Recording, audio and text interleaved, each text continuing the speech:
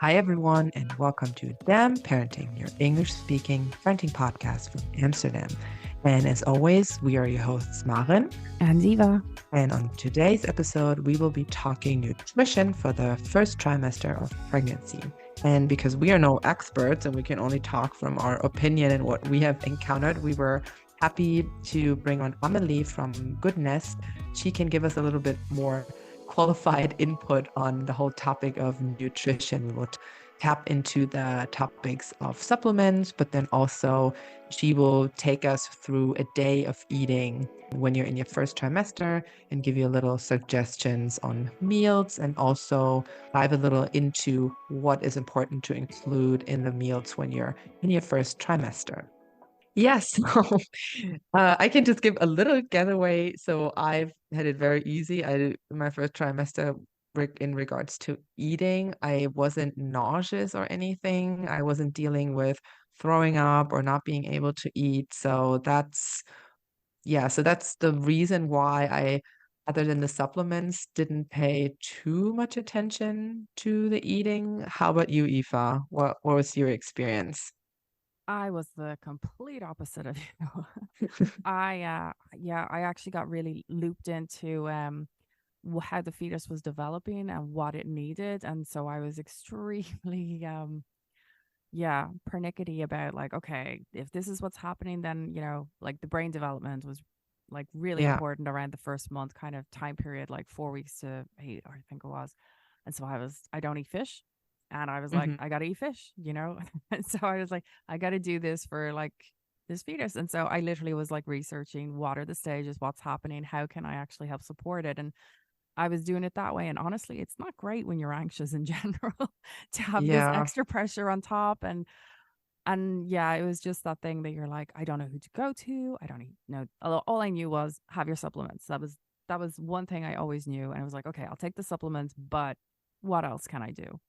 And Yeah. yeah, it's not for everyone. And it was very time consuming, that's for sure. I wish we have, I wish we had this podcast. I wish we had an episode to listen to. I'm sure there is something out there, but so that's why I'm extra happy to be able to do this episode and to be able to have Amélie on and really have an expert talk about this topic because, yeah, you listeners already can hear from the 2 minute intro that neither Eve and I were exactly knowing what we're doing. We're just tagging along. Both of our children are fine. So that's the Fine and giveaway healthy. from this. That's the giveaway. But of course, it's always nice if you get some tips how to optimize maybe what you've been already doing or give you also some reassurance about things that you maybe questions regarding your diet or weren't sure what to do or what not to do. And so hopefully this interview will give you a little more insight on this whole topic of nutrition for the first trimester. And I'd say let's take it from here and let's see what Amélie has to say.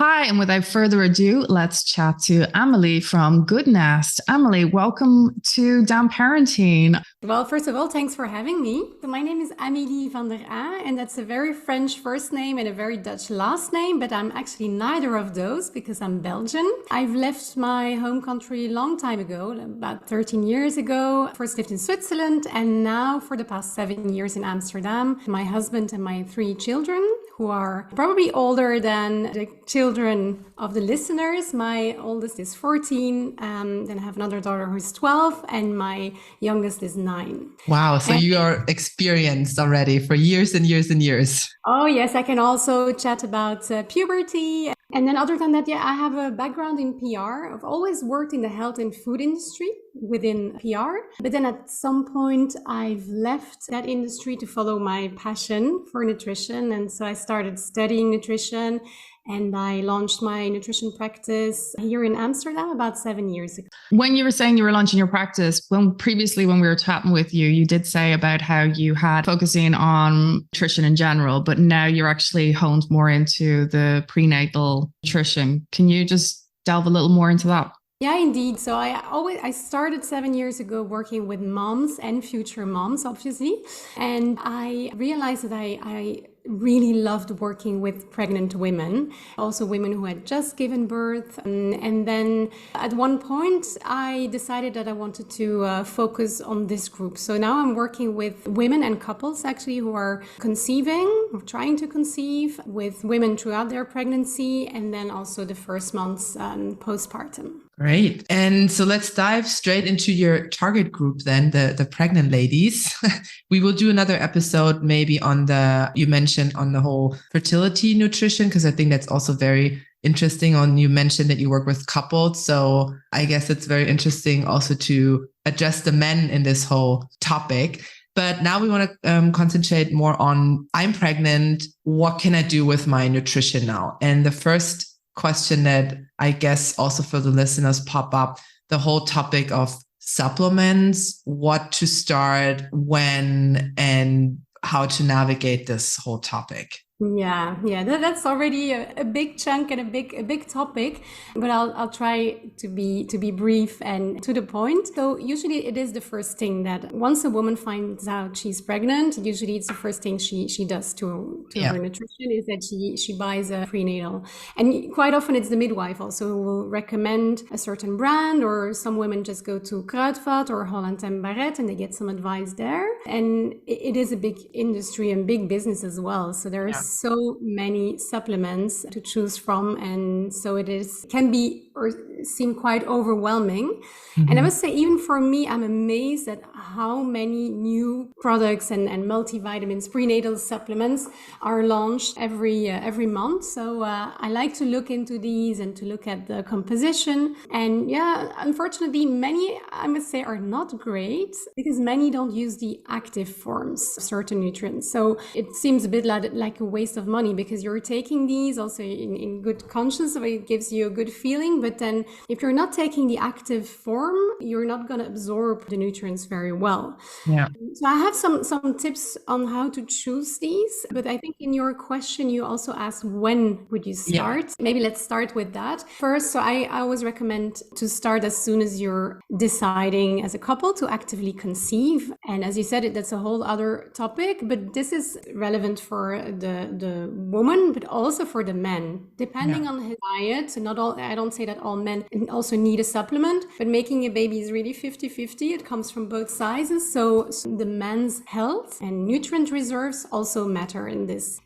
Yeah. So ideally, because an egg takes 3 months to mature, ideally you would start taking a prenatal multi 3 months before conception. If that's not the case and you're like, I only started like when I found out and I was pregnant already 5 weeks, that's okay, of course. Yeah, this is the 3 months is like the best case scenario. Everything is planned. And this is for all the organized moms out there. So you can start. Which now. None of us are, can I just comment on?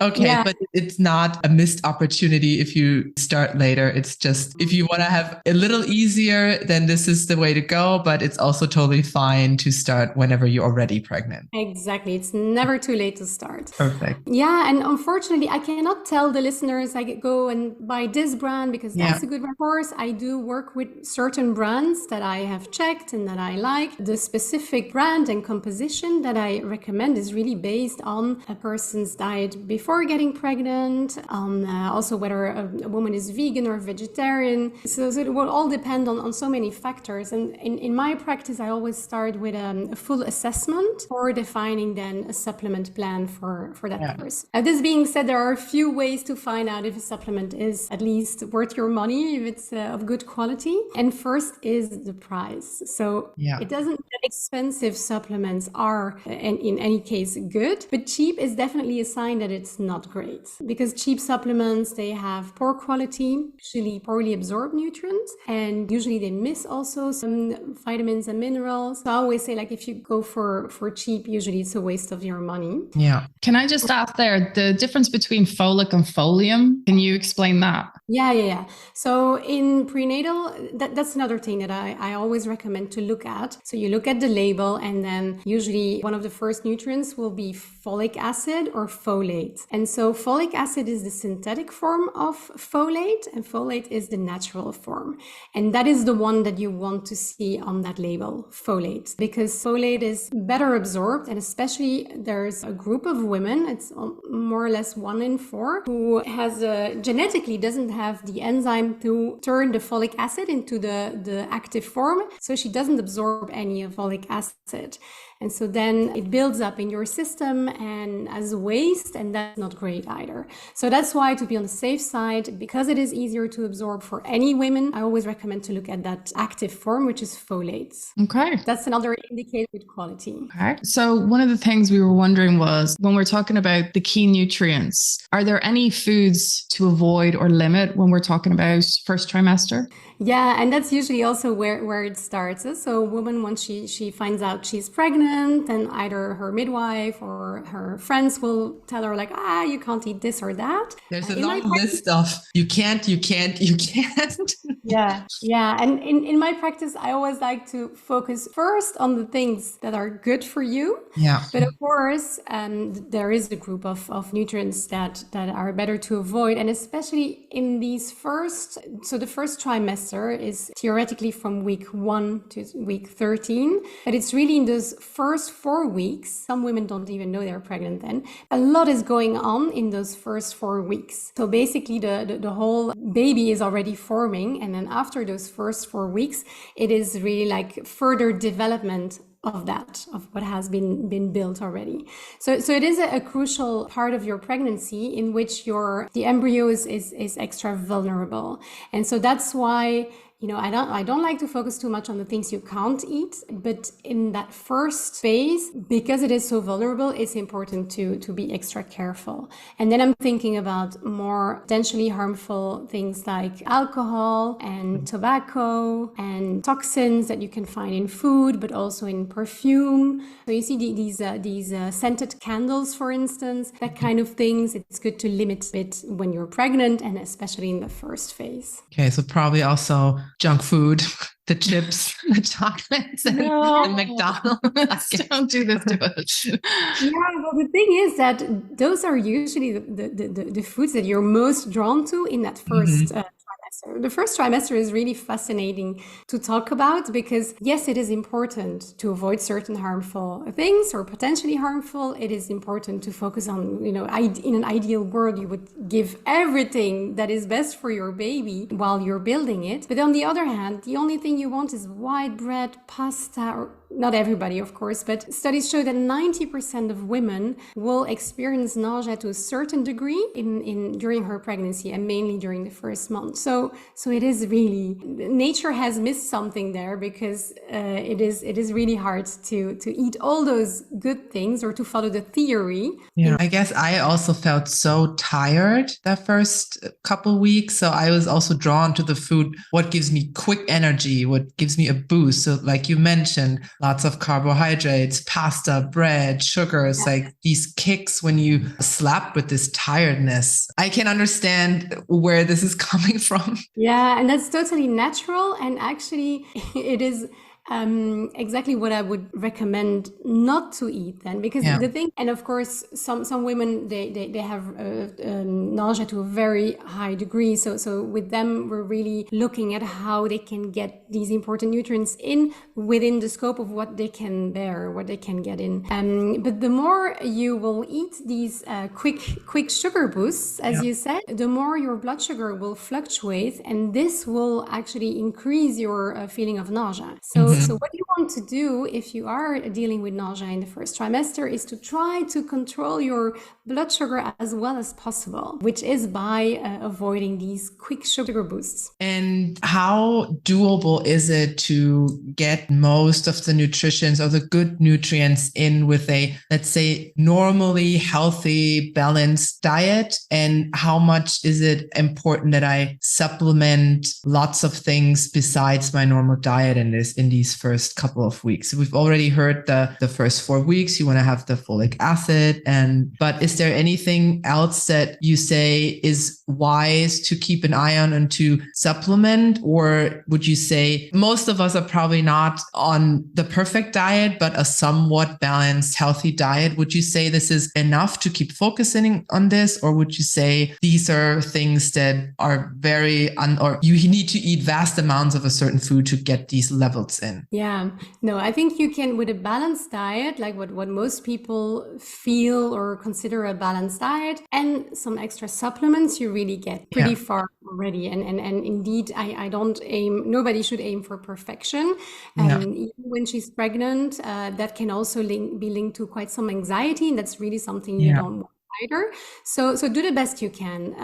What I focus a lot on, especially when I'm working with couples in this preconception phase. Actually, I know there's also a lot of worry and so on going on in that journey. But I also challenge them to look at it as like it's a chance, it's an opportunity to get your body ready for pregnancy. So for the planners among the people who are listening, if you're in that preconception phase, everything you can do without the nausea that you might have in the first trimester, like everything you can do for your body to get all the good nutrients in is really great, because you can set a good base, like a fallback or a plan B if you're not feeling great in that first trimester. And then your body will be in good shape. You will have lots of reserves, and that helps as well in that first trimester a lot. But if you're looking at really the nutrients that are important, so you're building a baby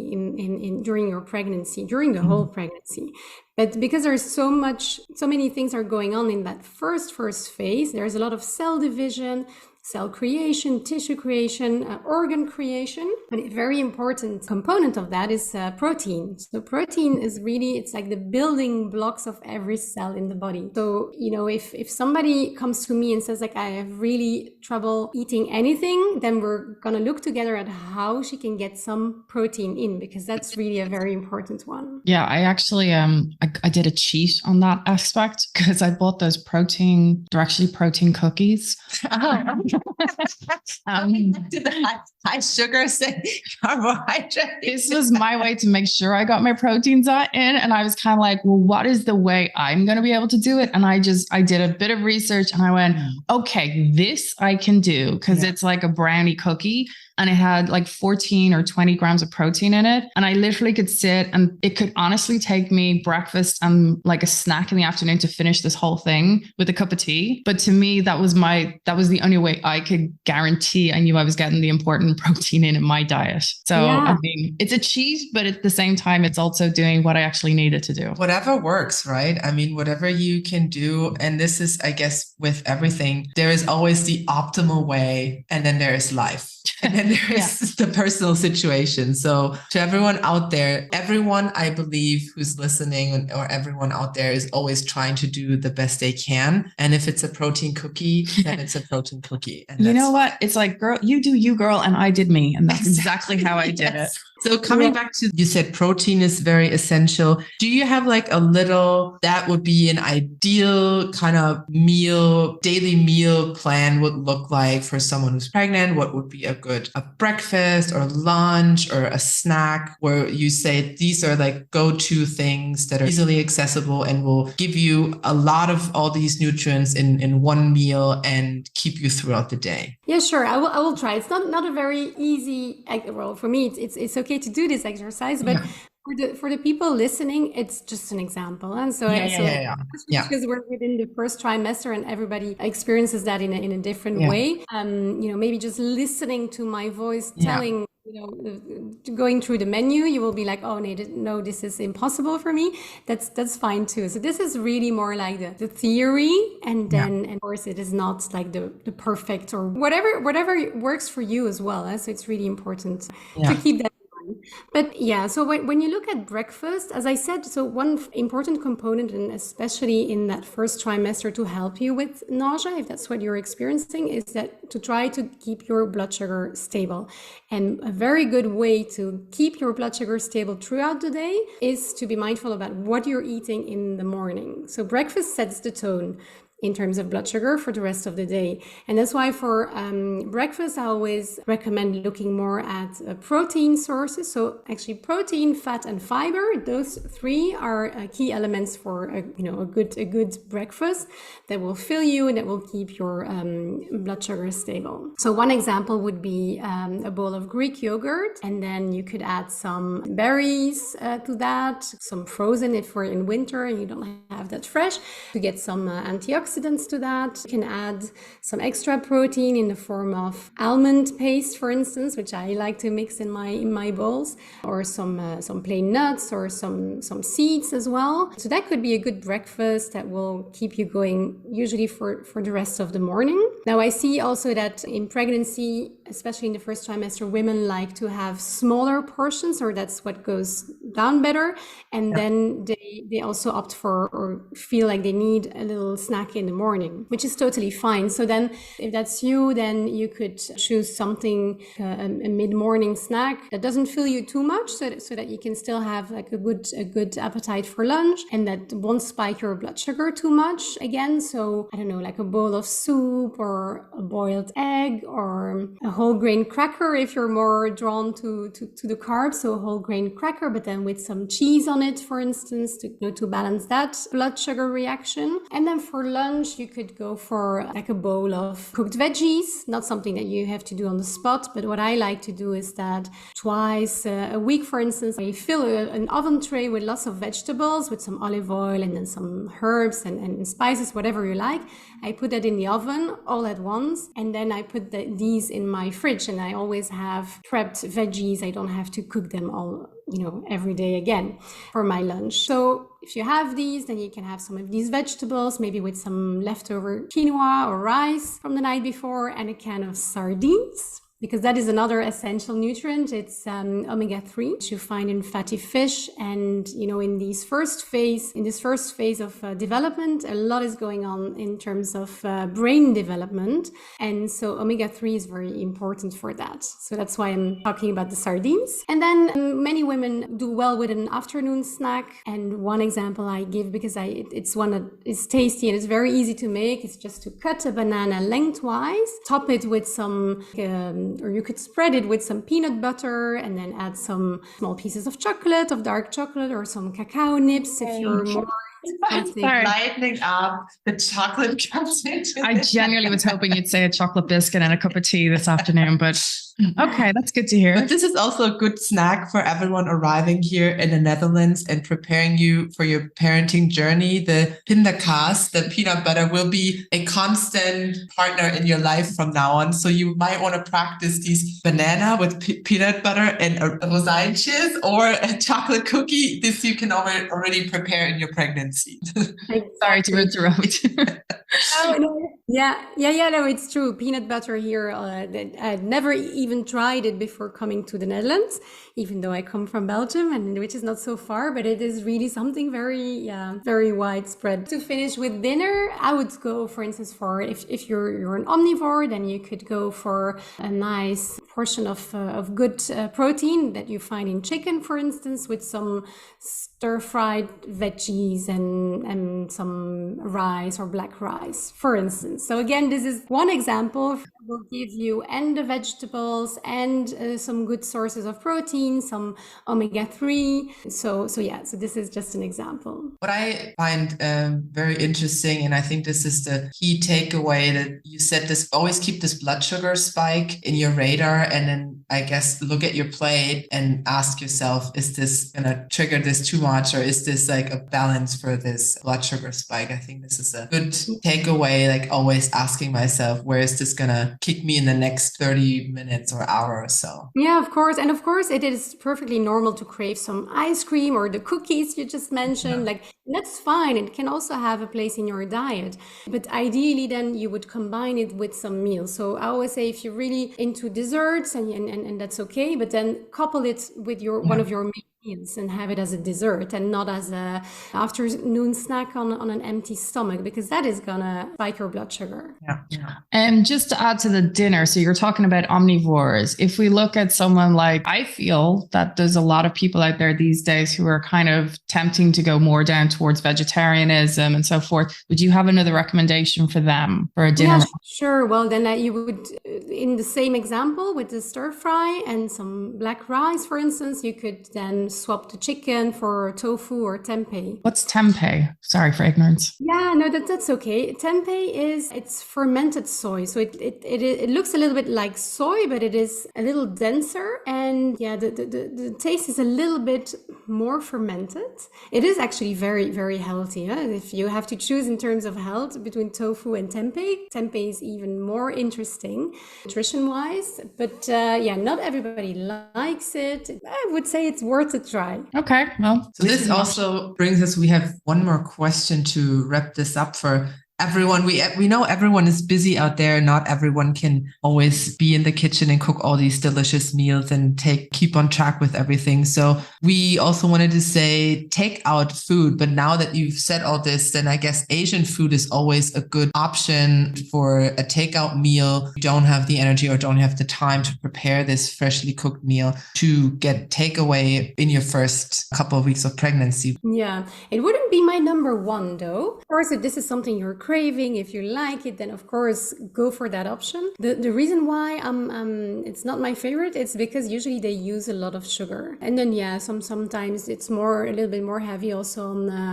on the white carbs. Like if you have these pad thai, sometimes it's made with rice, but it's still white rice, and it's a little bit more refined than some other cuisines, I would say. But in Amsterdam, there are quite a few good options, takeaway options. Like I don't know if you know the chain Poke Perfect.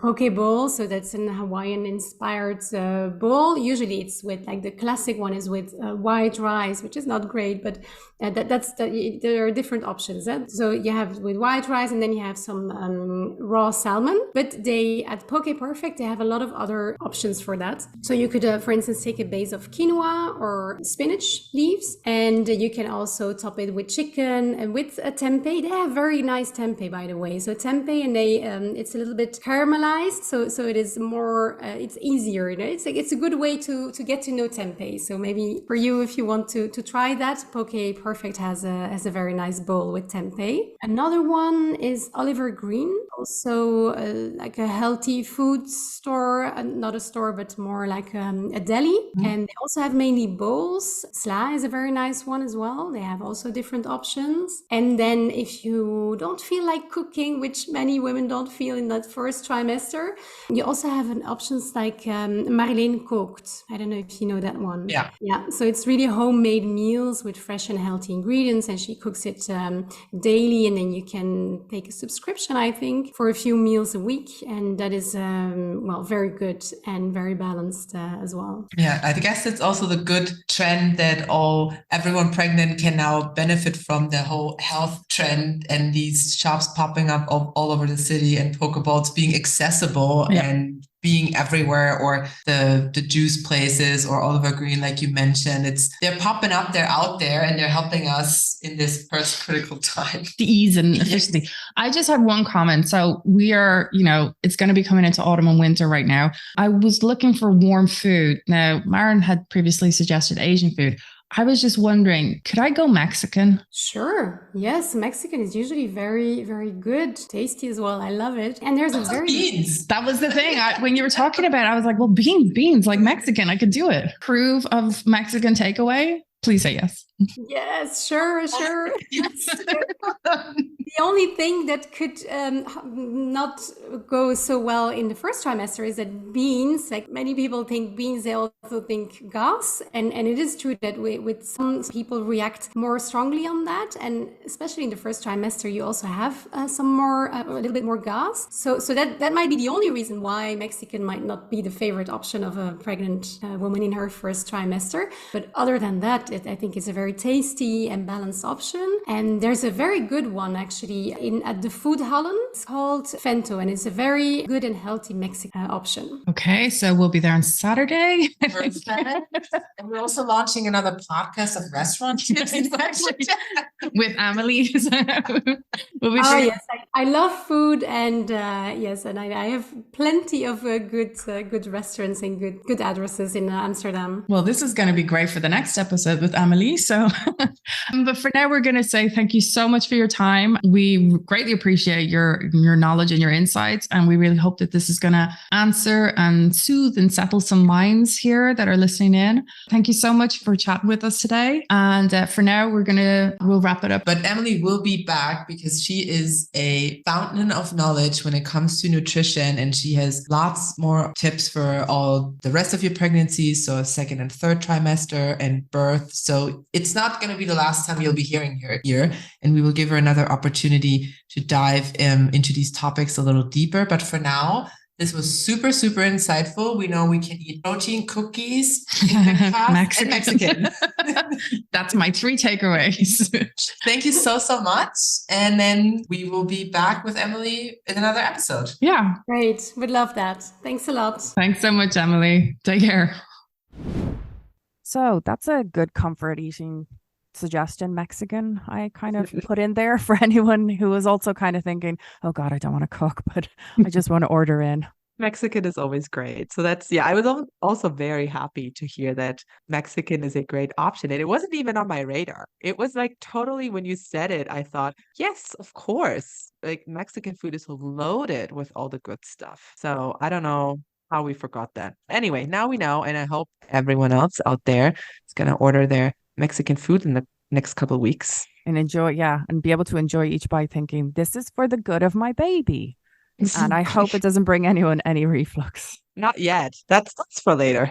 Oh, I did find it quite interesting, with the ins and outs of the balancing your nutrition, because it's never on your mind. And as I said previously to the interview, I was highly anxious and I was just like, what do I need for this stage? What do I need for this stage? And at the end of the day, if you have a healthy, balanced meal, I mean, that's good enough. Yeah, I think it was really one learning that I really took away from this interview with Amélie was that paying attention more to the composition of your meal again. So really see, do I have all the categories that I need for a nutritious, healthy meal? So do I have my fats? Do I have my protein? Do I have my fiber? Do I have my carbohydrates? So really in my meal, or am I lacking something? Or am I only focusing on, I only have to eat this and I cut out everything else? So I think this was a good reminder to really keep it balanced, and in balancing meaning including everything. So I think that was my biggest learning. Not just my protein cookie. It's not just protein cookies and beans, no. But yeah.